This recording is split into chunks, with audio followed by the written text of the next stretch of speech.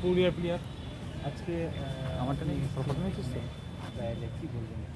আমি বলতে চাই আমরা বম্বের একটা অর্গানাইজেশন যে 1992 থেকে 1988 থেকে হ্যান্ডিক্যাপ ক্রিকেট যে শারীরিক প্রতিবন্ধী তাদের নিয়ে একটা খেলা চালু করেছিলেন অজিত ওয়াডেকার। ওই সংস্থা থেকে আমরাও বেঙ্গল ওতে রেজিস্টার্ড আছে, বেঙ্গল হয়ে আমাদের ফাউন্ডার সেক্রেটারি অভিজিৎ বিশ্বাস একে এগিয়ে নিয়ে যাচ্ছেন, আমরা সাপোর্ট করছি। প্লাস আমরা চাইছি কি প্রত্যেক ডিস্ট্রিক্টে যে আমরা ট্যালেন্ট খুঁজব।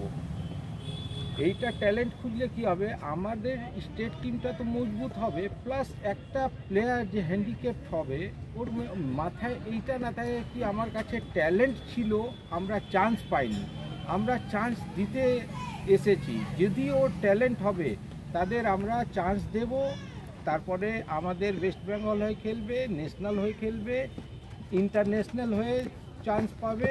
ওইটা আমরা প্ল্যাটফর্মটা তৈরি করছি। আমাদের যে ফাউন্ডার আছে ওনার মাইন্ডে এইটা আছে কি একটা বেঙ্গলে যে হ্যান্ডিক্যাপ যার ক্ষমতা আছে এরকম যে ভালো করার ওকে চান্স দেওয়া, এইটাই আমাদের কাজ। প্রত্যেকটা ডিস্ট্রিক্টে যে আমরা ট্রাই করছি কি নতুন নতুন ট্যালেন্ট খোঁজার।